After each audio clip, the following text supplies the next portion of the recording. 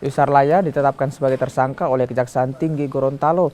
Usai menjalani pemeriksaan dokter dan melengkapi berkas penahanan, Yusar Laya digiring ke Lembaga Pemasyarakatan Kelas 2 Kota Gorontalo. Kejati Gorontalo menyebut Yusar Lala ditetapkan tersangka yang menyebabkan kerugian negara 24,3 miliar rupiah dari total anggaran 43 miliar rupiah.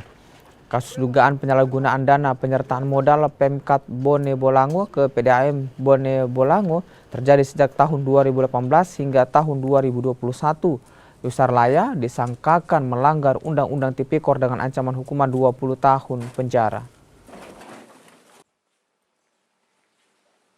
Ditetapkan sebagai tersangka dalam kasus ini berdasarkan surat penetapan tersangka nomor B17/8/FB-1/09/2023 tanggal 1 September 2023 atas nama Yusar Laya, dan pada hari ini juga sudah dilakukan pemeriksaan terhadap tersangka dan sudah dilakukan